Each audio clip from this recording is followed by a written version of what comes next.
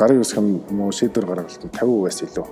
Monos Hunds гэдэг компани томоохон банкуудтай сайн холбоотой. Shit бараг юу ч вэ? Ягаад 30%? Ягаад 40% биш? Ягаад за эхэлцгээе тийм. За хин өрлөг өгсөн баг одоо мэдгэдгээ болцсон. Таны маркетинг баг ч юм уу эсвэл би ч юм уу нэг хэдэн видеон дээр тантай ярих гэж би ерөнхийдөө видеонд илэрхийлсэн. Тэгээд таны маркетинг багсанд байгаа баярлалаа. Тэгээд бас одоо баг 10 хагас болцсон. Бас дулаахан харагдаж магадгүй гэхдээ нэлийн хөтөн байна. Тийм учраас одоо таныг хүрээд ирсэн баярлалаа. Энэ таны үйлдвэрийн засвар явж байна тийм. Хизээ дуусгаарай. Одоо энэ 5 сар гэхэд бол ерөнхийдөө дотор засал дуусаад тоног төхөөрөмж нь 5 сарын дундуур ирээд. За тоног төхөөрөмж огсорно гэдэг чинь бас нэг 2-7 бараг сарын ажил. Тэрийгээ бас нэг туршина гэдэг чинь нэг 2-7 хоногийн ажил гэдэг. Тэгээ нэг ер нь наадмын чадвал өмнө наадмын дараа гэдэг л нэг яг тийм лайнтай явж байгаа. Окей. Манай компани одоо манай тууц надад даалгавар өгсөн. Monos Hunds-ыг судал. Тэгээд иш өрөнгөлт хийх үү яах вэ? Яг гэх юм бол манай 75% эзэмшигч бол Teso Group-тай холбоотой. Хүнс үйлдвэр тэгээд ерөнхийдөө бас төстэй салбар. Бас тодорхой хэмжээ янз бүрийн бүтээгдэхүүнүүдээр хамтарч ажиллах юм байлаа. Тийм учраас судалгаа хийгээч. Тэгээд бас нэг Идрата чи нэг судалж юм бол чи өөрөө бас юм сурнаа. Тэгээд яг энэ видео бичлэг series яагаад хийж байна гэх юм бол бас танд эсвэл үзэгчтэй бас нэг хаяа тайлбарлаж байна. Яагаад вэ гэх юм бол хөрөнгө оолт хийхээс өмнө судалгаа хийх хэрэгтэй. Бид нар ерөнхийдөө сая бүтээгдэхүүн судалсан. Өмнө проспектусаа судалсан. Одоо ерөнхийдөө ямар хүмүүстэй хамтарч хувьцаа эзэмших юм бэ? Тэр шат нь хурж байгаа. Тэгээд өнөөдрийн асуух гол юмнууд нь юу юм бэ гэх юм бол засаглал. Тэгээд нөгөө 75% эзэмшиж байгаа хүний эсвэл бүлгийн эсвэл гэр бүлийн хүн чанар. Тийм. Таны зүгээс сайн засаглал гэж юу? За яг 2000 би ч яг Монст ороод 2010 оноос эхэлж яг орсон төслийн багт нь. Тэрнээс өмнө бол ерөнхийдөө засаглал нь ерөнхийдөө сайжраад ирчихсэн юу гэхээр EBRD айл гэдэг намайг орохоос өмнө гэрээ байгуулад ерөнхийдөө орцсон байсан. Нөгөө Европын цэргийн босгол банк.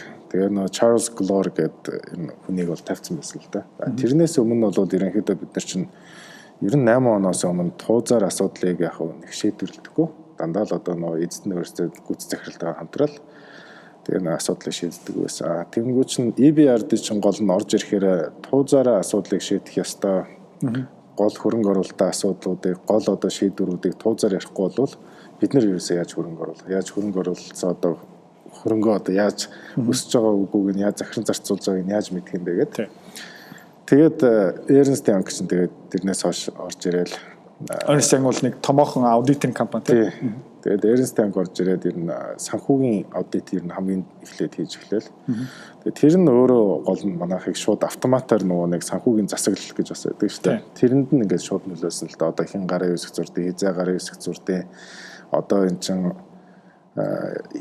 тэр банкны нөгөө ратионууд байдаг шүү дээ. Нөгөө нэг leverage харьцаанууд нь тэрийг нь болохоор EBRD-гаас шууд биднэрт өгсөн. Яг энд л та нар барих хэрэгтэй гэл. Тэнгүү чинь бид нэр тэрийг улаан байна уу одоо ногоон байна уу гэдгээрээ шууд энгийнээр тайлбарлах юм бол нөгөө ээж аав цаана нөгөө хэдэн цагт гэртээ харих хэвээр тий хинтээ найзлахын уух хэмжээ нь хэдийн бэ ерөөсөө заахгүй нөгөө өөрийнхөө үзмжээрээ тэгсэн чинь одоо тэр томоохон институт орж ирээд 8 цагт харьцсан байх хэвээр энэ хүнтэй нийлэхгүй шүү тий ийшээ орохгүй шүү гэдэг ерөнхийдөө нэг хатуу дүрм таны компани групп компанид оролцсон байна шүү дээ. Тэгэж болж. Тэгээд ер нь бүх юмыг ер нь санхүүгээсээ эхлээ засаглал яг сайжраад эхэлсэн л да. Тэгээд дотроо болохоор шийдвэр гаргалт, үйл ажиллагаа, бизнес хөгжил нь болохоор бас туузаар шийдэх хэрэгтэй гэдэг. Тэгээд Charles яг бид нар чинь нэг 7 гишүүнт туузын гишүүнтэй ч гэсэн Charles Glore ч ганцаараа байгаа. Туузын гишүүн мөртлөө гарын үсэх юм уу шийдвэр гаргалт нь 50%-аас илүү.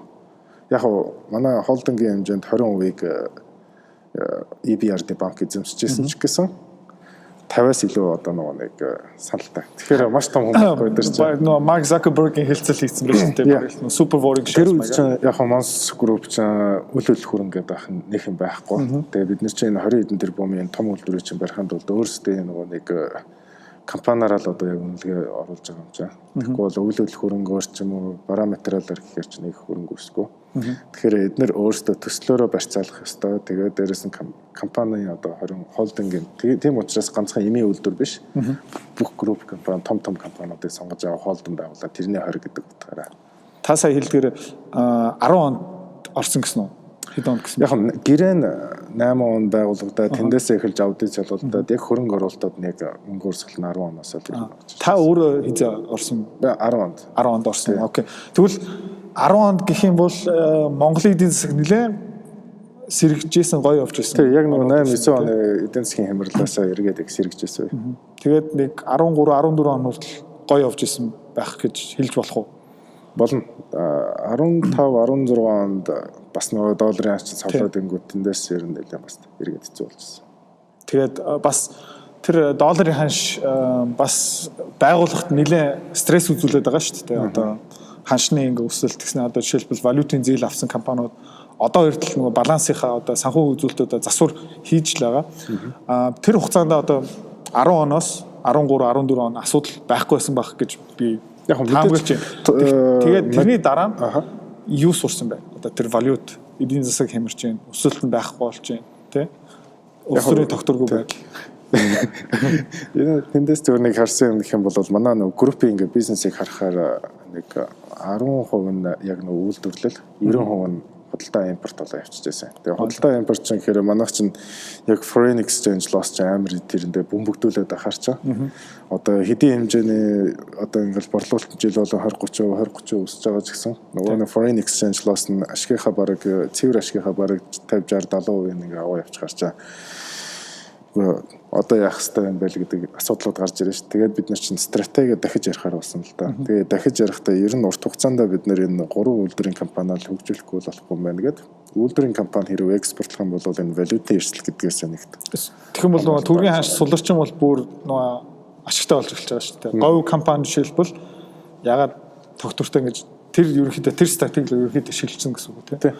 Одоо сая та хэлж шүү дээ 10% нь 10% үйлдвэрлэл байсан байна. 90% импорт. Өнөөдрийн байдлаар харьцаа одоо 25 болсон. 25. Энэ үйлдвэр ашиглалтанд орчмол яах вэ? Энэ үйлдвэр ашиглалтанд орох юм бол зүгээр 19 оны төлөвлөгөөний үр дүнгээ харах бол нэг дахиад нэг 5% боллоо хэмжинэ гэсэн үг. Тэгэд нөгөө проспектус дээр 21 22 онд нэлээд өндөр огцон өсөлтүүдэд тавьсан байгаа. Тэрэн дээр та хэдэд маань ямар нэгэн байдлаар асуух юм байгаа юм бол эсвэл эргэлзээ проспектус дээр авах юм бол өмнө хийсэн Facebook live видео бичлэгүүд үзээрэй. Тэр яг өөрийнхөө хүссэн мөрөөдсөн тэр том тоонуудаа тавьсан хүрчих юм бол тэр харьцаа хэд хүрэх вэ? Бидний яг зүгээр харьцаагаа ер нь хэд болоо гэвэл баг 50-аас илүү хувь нь юу байх үйлдвэрийн компаниудын борлуулалт байх хэрэгтэй гэдэг л. Окей. Хувь нийлүүлэлтийн талаас нэг асууж байна. 30% гаргаж байна шүү дээ. Ягаад 30%? Ягаад 40% биш? Ягаад 45% ч юм уу биш? Эсвэл яг бид нар чинь эхэндээ юу гэсэн яг тэр хуваа яаж гаргах уу гэдгээр IPO дээр бид нар яг ямар хэмжээний хөрөнгө оруулалт хэрэгтэй юм гэдэг юмсаа. Тэр хөрөнгө оруулалт нь үнэлгээнд дээр яг хэдэн хувьтай тэнцэх үү гэдгээс шалтгаалж харагдав. Уул нь бид нар нөгөө нэг чинь бүр JICA-ч хүртэл манай дээрээ зөвлөгөө тавьж байхдаа хүртэл нэгдүгээр зэрэглэлээр гарах хэвээр 20-аас дээш байх хэвээр 25-аас дээш байх хэвээр гэл нөгөө хөнгөн биржийн захиралтаач бас уулзаал ингээл санхүүгийн зохицуулгаарынхан ч бас ирээл та нар нэгдүгээр зэрэглэлээр гарах хэвээр. Харин бид нэр 30-аар гаргачих гээд эсрэгээрээ. Тэгэнгүүт харин эсрэгээрээ баярлалаа явьжсэн. Тэгвэл групп компаниас бас нэг охин компани бас ингээд хувьцаат компани болж байна 30% болж байна гээд. Тэгвэл бид нар ч бол юу шүү дээ. Яг энүүгээр зогсохгүй 30 дээр бол зогсохгүй. Дахиад 5% нэмж гаргаж болно. Phase 2, Phase 3 дээр за бүр ирээдүйд магадгүй dual listing хийх боломжтой болчихвол. Тэгэх юм бол одоогийн байгаа чинь зөвхөн л энэ үйлдвэр дээр бид нар яг хэрэгтэй байгаа хөрөнгө татанд үл трийг л бид нар ховцоо олгож байна гэсэн үг л дээ. Бас нэг юм эргэлзээ хүрэх магадaltaй юм одоо над дээр бас нэг чек хэрэгтэй. Monos Funds гэдэг компани томоохон банкудтай сайн холбоотой EBRD-гийн хувь нийлүүлэлттэй түнштэй. Ерөнхийдөө бизнес сайн явж байна гэх юм бол санхүүжил асуудалгүй гэж бодож байгаа. Тийм учраас ягаад гэр бүлийн бизнес одоо нэг компани хөрөнгөний биштэй гаргаад байгаа. Яг за зүгээр нуулгүй хэлээд энэ чинь явандаа ер нь бизнесийн номууд дээр ч гэсэн байдаг шүү дээ. Third ямар ч бизнес одоо third generation дээр ингээд яг очих юм бол бас гэр бүлийн компаниуд асуудалтай байдаг гэдэг. Тэгэхээр дараагийн generation дээр яг бид нэр эхнээсээ ингээд бэлдэж эхэлж байна гэсэн үг л дээ. Ганц монс хүмүүс бол биш. Түрүү нэг хоёул уулзсан нэржсэн дараа нь косметикоо гаргах ч юм уу, фарма ч юм уу, эмийн сангаа ч юм уу. Ер нь бол нэг санхүүгийн одоо эдийн засгийн байдлаас харж байгаа яг зөв жилүүд дээр нь харж байгаа бид нар компаниуд ер нь 10 жилдээ 15 жилдээ охин бүх компаниудаа хувьцаат болох тийм зорилготой байна. Окей. Тэг нэгдүгээрт бас нөгөө олон нийтийн засаг хяналтанд оруулж байна. Тэгээд гадны жишээлбэл нөлөө. Тэгээд та бас хэлж штэ нөгөө 3 дахь үед 2 дахь үе бэлтэж байна. Таны аав таныг яаж бэлтсэн? Яг хөө миний ментор л гэсэн үг л тийм баг ямар ч бизнесийн багш ч юм уу хөрөнгө оруулагчаас илүү надад маш их сурвалт өгдөг.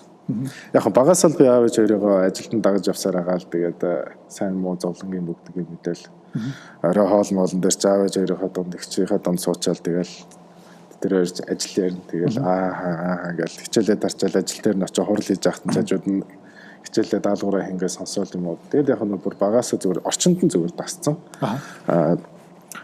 Дараа нь яг би ч өөрөө нөгөө бизнес менежмент дээр яг төгссөн. Тэнгүү чи яг хэрэгтэй зүйл нь бол нарийн мэрэгчлэл хэрэгтэй юм байна гэд.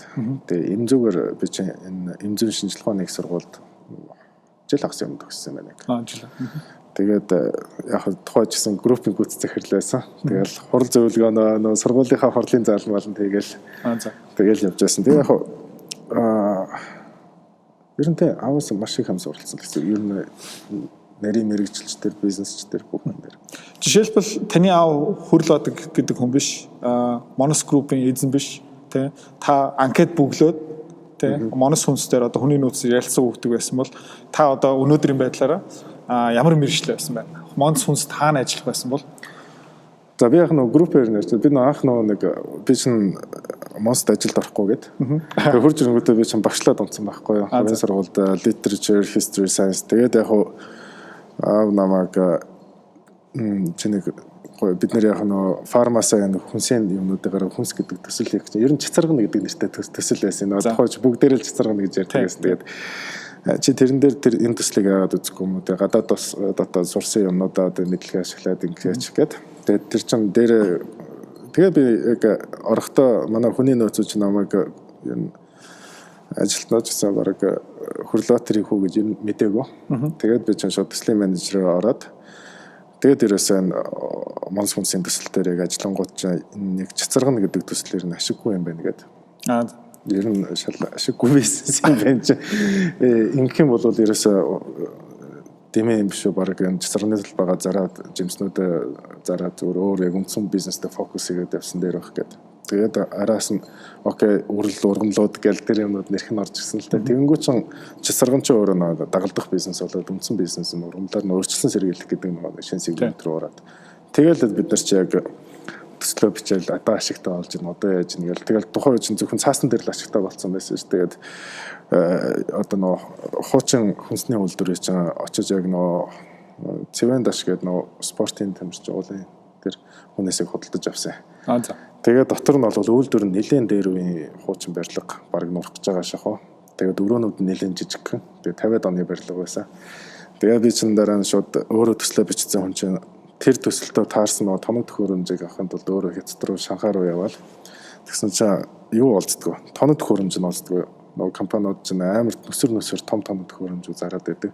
Шин тэр жижиг өрөөнд багтах хэмжээний тоног төхөөрөмж байхгүй болохоор нэг second hand маягийн юмнуудыг л энэ тэндээс хагас автоматсан гуугаал авчирч тэгэл үдсэн чинь борлуулалт нэг 50 сая гоц өстэй өстэй толгоогоо тулгаах гэж байгаа юм чи shit баг юу ч нөгөө нэг барилга тэрбумаар хөдөлтөд авсан тоног төхөөрөмж нь нийтдээ нэг 200 300 сая төгрөг засвар үйлчилгээд тэгээд дахиад нэг тэрбум 800 нэг хөрөнгө оруулалт авах орж байгаа байхгүй тэгээд борлуулалт нь 50 сая өнгөч зүгээр. Тэгвэл сургуультай сурсан юм ашигласан уугүй юу? Тэгээ бид нар ч одоо яг нөгөө нэг коста хаанасаа болох уу? Яаж зах зээлийн өрсөлдөөнтэй бүтээгдэхүүн нэмэн өөртөг шингэсэн бүтээгдэхүүн гаргах уу гэж тэндээсээ бид нар ч одоо Цэник гэдэг нөгөө брэнд чинь шилтэй брэнд гарч ирсэн шүү дээ. Өнгөө чинь өртгөн өөр 900 төгрөгөөр үйлдвэрлэгдээд байсан. Чи эмийн сан дээр ихэд манай эмийн сан дээр юм чинь нөгөө импортын нөгөө вакуус маягийн юмнууд зүүн дандаа 950 төгрөгөөр зарагдаж байгаа байхгүй. Тэгээ бид нар чинь баг алдагталтаа зарах юм биш үү? Тэр хавцаа үнээр зарах юм бол 1300 1400 гэж тавьчих юм бол хэн ч авахгүй. Тэгээд бид нар чинь тэрийг нэг жил орчим зарж байгаа нөгөө евро одоо саний тэр нөгөө цаасан одоо цэнигийн савлгаанд болсон байхгүй. Тэгэхээр өртөх нь барыг 70% буурчиж байгаа. Тоног төхөөрөмж ч гэсэн нэлээд боломжийн үнэтэй. Тэгээ бид нар яг тэгж ороод за окей ерөөсө зөв сав баглаатай, зөв косттой, тэгээ зөв трендтэй гол бүтээгдэхүүнүүд хийх юм байна. Тэрнээс хойш л ер нь бүтээгдэхүүнүүд наараасаа гараад. Гэхдээ би чинь ер нь яг тэгж ажилд нь ороогүй. Ер нь цаасан дээр нь яг суучаал тэрнээс нь хойш бид нар чинь алтан чимэг гэдэг манай фармын дэд захирал үйлдвэрийн захирал байсан хүн. Анх Монс хүнслэр очиж үйлдвэрийг жигдрүүлэх одоо ажлыг яг хийсэн гэсэн үг л дээ. Одоо Монс үйлдвэр дээр яг яаж яадаг байсан. Тэгэхээр хүнсний үйлдвэр дээр яг тэгээд тэр жигдрүүлэх ажлыг хийсэн. Утган дээр захирал одоо Монс хүнсийн гүйц захирал хүн чинь бизнес хөгжилтөр байсан. Тэр хүн чинь яг очингуудаа за одоо яг яаж маркетинг хийх вэ? Яаж зөв бүтээгдэхүүнээ байршуулах вэ гэдэг яг тэр ажлууд юм. Тэгэхээр айгуу сони юм асуусан байна шүү дээ. Зөв нэг процесс нэг анханасаа айгуу зөв болоод явцсан л гэсэн үг л дээ. Тэгвэл миний буцаад асуусан юмнууд хариу өгч. Одоо манас юу төслийн баг маг гэж байхгүй. Та ерөнхийдөө өнөөдөр ингээд нэрээ тэрийгээ тий. Би зүгээр яхан хэрэв би зүгээр тэгээ бодсон бол нэг төслийн менежер дээрээ л хүмүүсэл таны пашн байх байсан тийм. Би ч нэг гоё нэг тийм төсөл ерөн зохион бүтээх юм уу эсвэл бүтээн байгуулалт гэдэг юм л тийм л яг миний сонирхол яг тэнд байдаг. Тэгвэл нэг шинэ юм эхлүүлэхэд ингээд хэдэн жил нэг юм ингээд англиар tinker гэдэг нэг жижиг ингээд юм засаал ингээд perfection хүртэл хийдэг юм уус бол та энтэндээс нөө том легочул аваад нэг томоохон юм ингээл түлхээлт оруулаад тэгээд micromanager тавьдаг юм уу? Одоо миний асуухад байгаа та арай macroManager уу эсвэл micromanager уу? Та юмнаас хурдан үйддэг эсвэл ингээд 10 жил нэг юм ингээд нухаад суух хамаа танд би ч өөрөө нэлээд сониуч хүн. Тэгээд сони хариултанд хариулах нь аль болно гэж хариулна. Юу гэхээр би ч өөрөөсөө илүү хүчтэй хүн head hunt гэдэг. Одоо жишээ нь би бол санхүүч бол биш. Сайн санхүүч л хайна. Дээрээс нь хүний нөөцийн би юм гэдэггүй. Сайн хүний нөөцийн менежер л хайна. Тэгээд тэд нэр гол нь зөв чиглүүлэл өгчих юм бол тэд нар харин тэр нөгөө нэг одоо чиний үсэд байгаа vision mission тэр юмнууд чинь хүрэх чинь гол тулгуур болж байгаа гэдэг утгаараа аль болох хүчтэй хүмүүсээр өөрийгөө хүрээлүүлнэ. Хүнээр ажлыг хийлгүүлнэ. Тэгвэл нэг чигт нэг ханд нэг өрөөнд байлгах одоо ажил нь одоо. Тэгвэл тэр хүний нөөцийн шийдвэрийг та өөрөө гаргадаг эсвэл хоорондоо ярилцах уу? Аав хүү хоёр ярилцах уу эсвэл цаанаа бас дахиад өөр хүмүүс байгаа юу? Аав хүү хоёр ярилцахаас илүү туузаар ярилцсан. Окей. Яг хөө мэдээж 8 онд анхнаа ажилд орж байхдаа аав хоёр ярилцдаг байсан л та. Одоо л туузаар. Жишээлбэл Хүрлбаатар захирал, Ананд захирал хоёлоо санаа нийлэхгүй. Тэ? Одоо хэдэн хоног ингээд баг маргааны шат хүрэх юм бол тэрийг яаж давдаг? Захирлуудын зөвлөгөө гэж байдаг бид нар ч. Захирлуудаас санал асууна. За. Тэгээ захирлууд санал дээрээ зөвлөлн тэгээд ер нь тэгэл харж байгаа л бүгдээрээ би нэг ятхан одоо нөгөө нэг одоо эн чин зөв шүү, эн чин юу шүү одоо нэг амар мини дебет маягийн хийж байгаа. Тэгэл олонхын санал энэ төрөөр ортгол та. Захирлуудын зөвлөх гэж байна шүү дээ. Жишээлбэл та 3 4 өөрийнхөө айгу талент өндөртэй мундаг хүмүүсээ цуглуулсан гэж бодъё.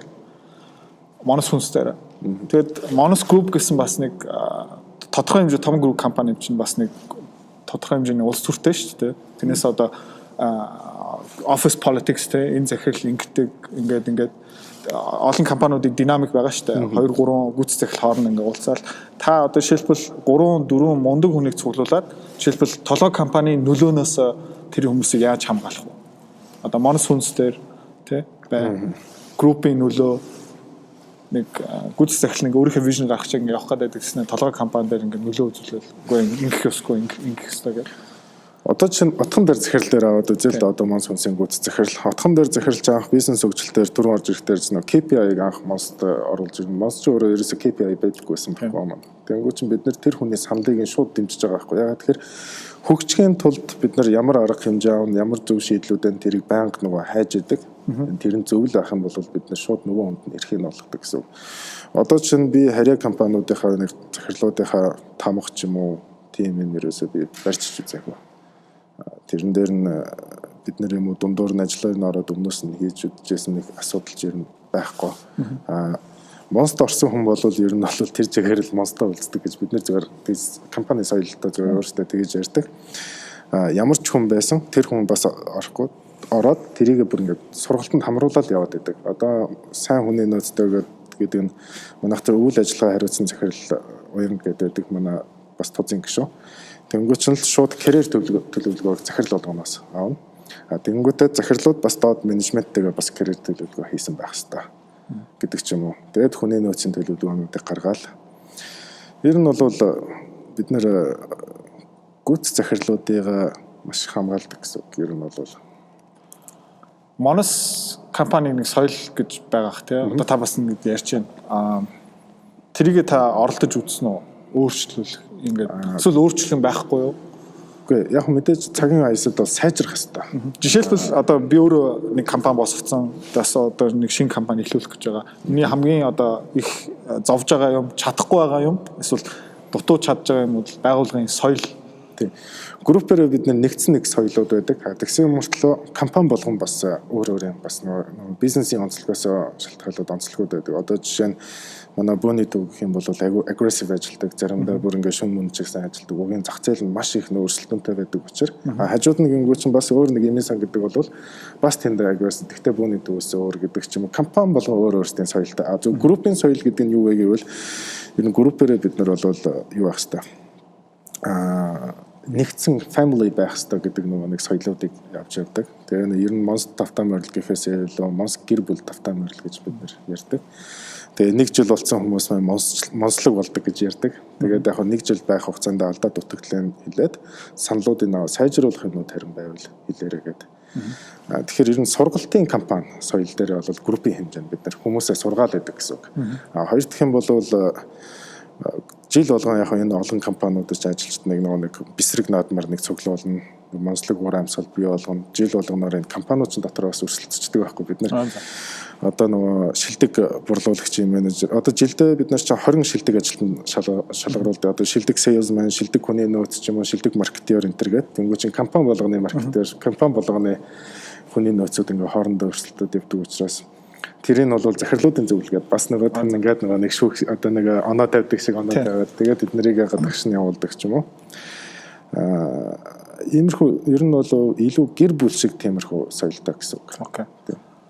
Яг хөө мэдээж компани болгон өөр өөрсдөө бас соёлтой зарим нь одоо өвлийн амралтаараа арай өөр юм хийдэг гэдэг ч юм уу. Тэднэр нь бол биднэрт нэг хамаагүй оролцдог өөр өөрсдөө хийгээл явчихдаг. Бас дахиад өөрийнхөө тухай хальт нэг ярьчээ. Миний нэг анхны айгу хэцүү байсан юм юу гэх юм бол одоо ажилтан эсвэл компани дээр миний нэг таалагдахгүй юм харагдана. Тэгснэ энд миний компани соёл бүх юм дээр жоох муу нөлөөлөх байхаа. Гэхдээ нүдэн дээр ил одоо тамхи татаад юм уу бүдүүлгээр шүл саяад тийм юм байхгүй. Тэгээ зүгээр л нэг хайнх ч юм уу 100 анхаар тавихгүй ч юм уу. Тэгснэ миний дотор нэг юу байдгийг хүмүүстэй найз байя. Хүмүүстэй ингээд хүмүүсийг нэг загнахгүй байя. Тэрийгээ би ингээд авах гэж одоо 4-5 жил болсон. Одоо харин гайгүй. Жишээлбэл танаас одоо тиймэрхүү жишээ эсвэл өнгөрсөн 2-3 жилийн дотор таны одоо менежерийн чадвар хаана хамгийн сайжирсан бэ? Аль нүхийг та нүхсэн бэ? Гэхдээ энэ дээр би нэг улс төрийн хариу амааргүй юм шүү. Яг бодтой. Окей болсон. Одоо жишээ нь нэлээд өргөн хүрээтэй шүү дээ. За жишээ нь бол Бума IT гэдэг манай IT компаниас байдаг байхгүй. ERP хэрэгжүүлээд. Тэнгүүт чинь Бума IT-г бол бусад компаниудынхаа соёлыг бол Бума IT-д одоо имплемент хийнэ гэж бол худлаа юм л юу гэхээр IT салбарын хүмүүс ч гэсэн өөр байдаг. Зан хандлага характер нь бас арай өөр байдаг имийн салбараасаа. Тэнгүүч тэр хүмүүсээ заавал одоо нөгөө нэг хувцсын тим байх хэвээр манай компани дүрм журм тим байдаг энэ төр гэдэг ч юм уу тэгж шахаа болцсон. Яг гэхдээ эхний жил бол бид нэр шах гэж оролцсон. Гэхдээ бүтэхгүй юм байна. Бид чинь тусдаа бас өөрсдөө соёлоо нөгөө нэг бий болгоцсон юм байна. Ийшээ бид нэр харин энэ соёлын зүгээр сайжруулад явъя гэдэг тийм утгаараа ордог. Нөгөө нэг юм гэх юм бол одоо яг миний яг хийсэн юм бол юу л одоо бид нар чи 24 захиралтай байхгүй. Тэнгүүч нь 24 захиралтайгаа би 7 хоног болгон зүгээр уулзъя гэж бодъё л та. Тэнгүүч өдөрт зүгээр ажлын 8 цаг Тэгээ нэг 7 хоногоор явах юм бол нэг 40 цагтай. 40 цагтаа би 24 захиралтай бол бүгдэнтэй нь бол уулзч амжихгүй гэдэг утгаараа нано нэгдэл гэж тавьсан. Тэр нано нэгдэл дээр нь одоо нөгөө юунууд явагдана гэсэн үг.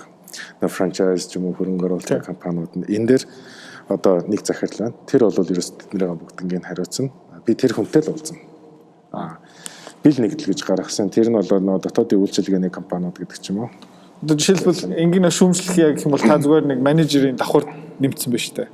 Яг хөө тэгтээ тэр нь урсгалыг ер нь зүгээр. Тэгэхээр нөгөө хүмүүс яг тэр секторт яг тохирсон хүмүүсэнд авчаар тэр хүмүүсийг хөгжүүлээд явчихна гэсэн үг байхгүй. Бараг надаас илүү л хөгжүүлээ шүү дээ. Яг нөгөө тэр чиглэл нь бэлэн болсон.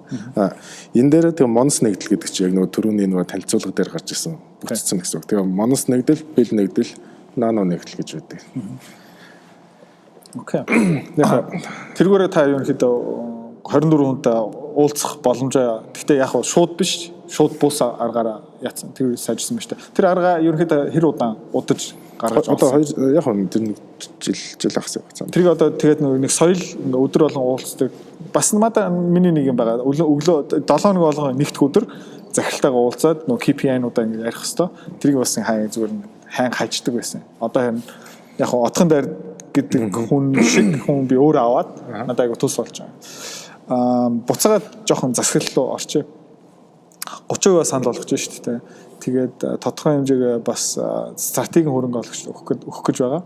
Одоо жишээлбэл би манай компани өөр 3-4 томоохон одоо 100 саяар авсан хүмүүстэй одоо 500-600 саяг авчлаа гэж бодъё л та. IPO-ноос тэгээд 3-4% эзэмшлээ. Гэснээр таны буюу Monos Group-ийн ч юм уу отхон дээр захирлын гаргасан шийдвэртэй хувьцаа эзэмшлийн хурал дээр санаа нийлэхгүй байна. Бид нар одоо 5% таа. Окей. Тэгснэ нөгөө зүгээр энгийнээр санаа нийлэхгүй байна. Бүр тэс эсэргүүцэх ч юм уу энэ гэрээ хийх ёсгүй юм байна. Холбоотой итгэх ийм асуудал юм байна. Бид нарт та эсвэл Monos Group засаглалын ямар механизм эсвэл арга зам өгөх боломжтой юм бэ? Түрүү нөгөө хэлжсэн нөгөө Charles Glore EBRD банк яг нөгөө манайхт яг туусан засаглал энэ төр яг яаж явж байсан яг тийм маягаар л явна л да. Мэдээж бид нар 51% ирэх хөгч юм таасан. Мэдээж нөгөө нэг туусан хараадах гишүүнийг бид нар урт хугацаанд бараг 50-аас илүү хувийн байлгаа гэсэн. Ер нь гол нь ерөнхийлөгч ап дээр яг гол нь тууз дээр байгаа шалтгаан нь ерөөсөө анх гаргаж байсан энэ вижн ерөөсөө хэрэгжүүлэл гэдэг гол зорилготой байдаг. Тэгэхээр энэ Хүрлбаатар гэдэг хүн болоор илүү нөгөө нэг ийм судлалын хүрээлэнтэйгээ хамтарч ажиллаад энэ Monos хүнс дээр яг ямар шинэ бүтээгдэхүүнүүд байвал зах вэ? Энэ яг хүн дээр клиникт нөгөө зах зээл өвчлөл гэдэг юм л гарч байгаа. Минийх болохоор Monos хүнс ямар юу гэхээр анх яг энэ төслийг хэрэгжүүлж байсан. Энийг экспортод л гаргана гэсэн гол нөгөө нэг зорилго. Тэнгуут нь бусад туузын гишүүд нь бол уянга гэдэг нөгөө түрүүний ярьж байсан нөгөө туузын гишүүн байдаг. Тэр орчин тэр болохоор цалин урамшуул нөгөө remuneration committee орчин манай санхүү эрхлэн захирал цэцэг бадам гэдэг байдаг. Бас олон жилийн туршлагатай. Тэр хүн маань бас одоо санхүү талаас нь бас ингээд хариуцаад явчих болох юм байна. Зөвлөгөө өгөөд явчих болох юм байна гэд. Хараат бус гишүүнүүдийн хувьд бол бид нар зөвөр ярьдаг л хүнсний салбартаа бас нэг туршлагатай хүмүүс нэг хүнийг авъя. Дээрээс нь санхүүгийн салбар дээр бас нэг туршлагатай нэг хүнийг авъя. Дээрээс нь нэг хувьцаа эзэмшд одоо нэг стратегийн хөрөнгө оруулагчаас бас нэг хүний төлөөлөд оруулчих. Жижиг хувьцаа эзэмшдээсээ бас нэг хүнийг оруулчих гэдэг үгээр. Тэгвэл мэдээж энд сууж байгаа бүх хүмүүс л ерөөсөө хувьцааг одоо нэг ч хувьцааг өсгөх компани эрх ашигын төлөө байх гэдэг одоо. Тэгээ заавал одоо нэг борлуулалтыг одоо 30% өсгөх гэхээр нүггүй би 5% өсгөх гэдэг тийм их арай л орж ирэхгүй байлгүй дээ. Тийм утгаараа л бид нөгөө хүн мэдээж хэрэг одоо бидний гаргасан шийдвэр ч юм уу туузаас гаргасан шийдвэртэй одоо эсрэг санал байна шүү дээ. Тэгвэл яагаад юм? Бид нар тэгвэл яагаад тэрний эсрэг одоо тийм санал гаргаж байгаа гэдгийг л одоо дебет явуулна гэсэн үг л дээ. Тэр хүний яагаад зөв юм? Бидний бас яагаад зөв юм? Энэ дундаа очиж нөгөө балансаал очиж байрна гэсэн үг шүү дээ. Окей. Тэгээд жижиг хувьцаа эзэмшихтэй нөгөө эрхийн хувьд бол ямар хороогоо өгөх гэж байгаа юм? Одоо жишээлбэл сая хэлжсэн цалин урамшууллын хороо аудитын хороогийн даргаыг хэн томлох юм? Бараг аудитын хороо ч нөгөө хөндлөнгөөс байсан гэдэг утгаараа стратеги маас жижиг хувьцаа эзэмшдээсээ байсан илүү бараг дээр чинь. Тэгвэл тэрнээр ерөнхийдөө нээлттэй юм байна шүү дээ. Тийм нээлттэй. Бид нар ч одоо яг хороодуудынхаа гишүүдийг одоо Monos хүнс дээр бол арай томилж амжаагүй байгаа шүү дээ. Ер нь хороо нөө туудсын доор аяга олон хороонууд байдаг. Одоо мэдхгүй хүмүүсийн хувьд тэд нар бол нөгөө ажил захидлуудын цалин яаж урамшуулах юм те. Бонусыг дэм яаж зохицуулах юм. Тэгээ аудит ямар аудитинг компани сонгох юм бэ те. Дотоод хяналтыг хийх юм бэ. Янз янзын одоо тийм засаглал хяналтын механизм одоо байгаа. Тэргээ ерөнхийдөө хувьцат компаниуд айгу зөв ашигладаг юм аа. Окей. Илүү удаан ярьчмаар байгаа. Гэхдээ миний хөлний хуруу баг хөлтөх гээд байна. Тийм учраас гэхдээ бас жоохон оройтчлаа. Гэхдээ миний зүгээс бол та надаа юу гой хариунууд өгч чадсан. Ерөнхийдөө хэд хэдэн асуултын тэмдэг байсан. Тэрнээ би ерөнхийдөө чек хийж чадсан. Тэгээд ийм шүн өрөө ийм хүүтэн орчинд бид надтай ярилцсан маш их баярлалаа. Тэгээд таад маш их амжилт хүсье. Тэгээд окей. Амжилт. За баярлалаа. Танай хамт олон ч гэсэн баярлалаа. Магадгүй хоёлоо одоо бас юу ангууд энэ нөө тоног төхөөрөмжүүд нэрээ суйрлагдсан шүү дээ. Тэгэнгүүт нэг бүтээгдэхүүн гарах үед яг хурж яг энэ дээрээ хурж яриад нэг бас ярилцъя те. Болно шүү дээ. За тэгээ. За баярлалаа. За баярлалаа.